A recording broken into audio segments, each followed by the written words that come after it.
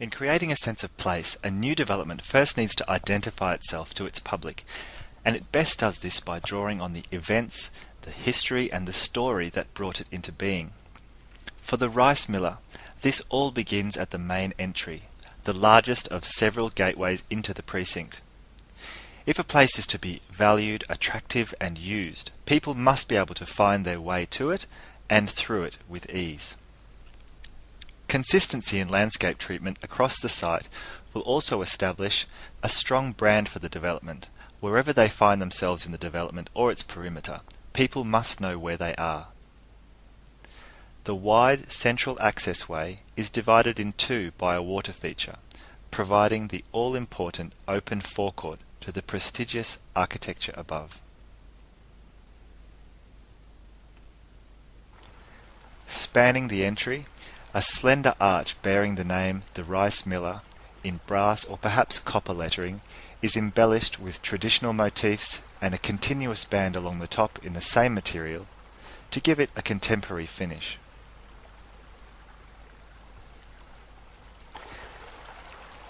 An abstracted rice terrace, the connection between the water feature and the name of the development is reasonably obvious. Generous in size and spilling over each tier, the form and materiality of this feature delivers not only a sense of prestige to the entry, but of course that calming sound of cascading water to all sides. Entering the site from the main street, the pedestrian pavement sweeps into the entry connecting inside with out.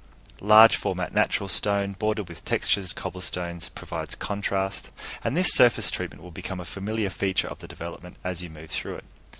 On both sides of the entry, a series of arches further establishes the pedestrian-oriented focus of the development, a familiar architectural treatment to the famous 5-footways found throughout Penang. Something important to note here is the absence of a roadside curb. Like the rest of the development, the entry drive is shared space for cars, pedestrians and bicycles. Here, vehicles can drop off or pick up passengers, sheltered from the rain by a light glass canopy, stepping onto a decorative tile pattern created with traditional Peranakan tiles.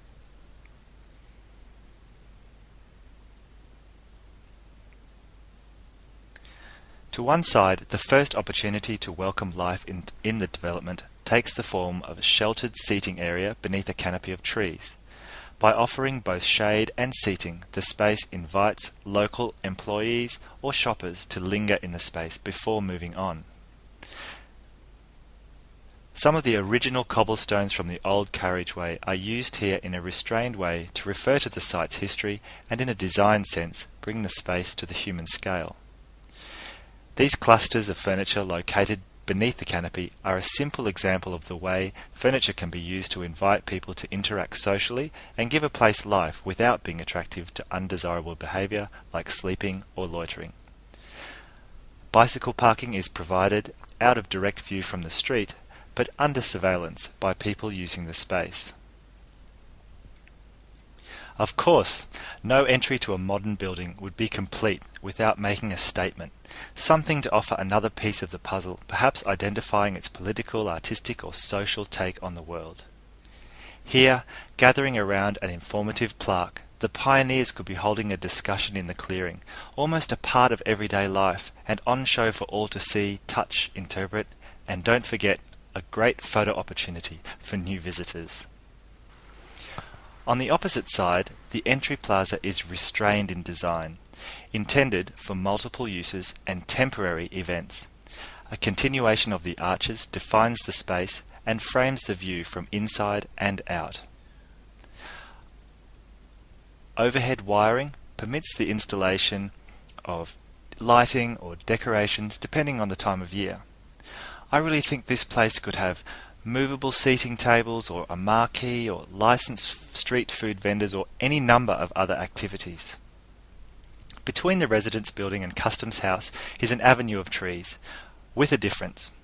Each of these trees is in a specially engineered tree pit that collects surface runoff from the pavement, irrigates the tree, and then filters the water before discharging it into Penang's stormwater system. At each of the secondary entrances or thresholds, a series of custom-designed street furniture elements such as bollards, bicycle racks, bench seating, drinking fountains, or waste bins could be developed to provide consistency in identity to the Rice Miller brand of urban space.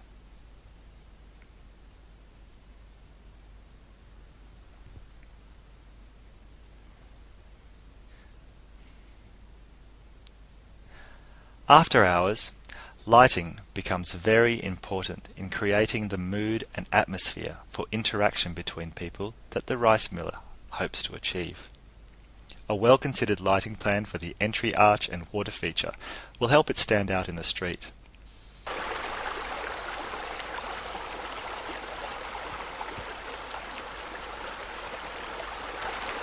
The building facade and shop fronts must be well illuminated to keep the place alive. Downlighting could be incorporated into the bollards to light paths, and uplighting of trees and garden beds will add a sense of depth. Again, clear visibility and access is very important in getting people to and from the site safely. Of course, as with the organisation of temporary activities and events to create life across the precinct, the opportunities to complement this changing face of the rice miller through lighting are equally endless.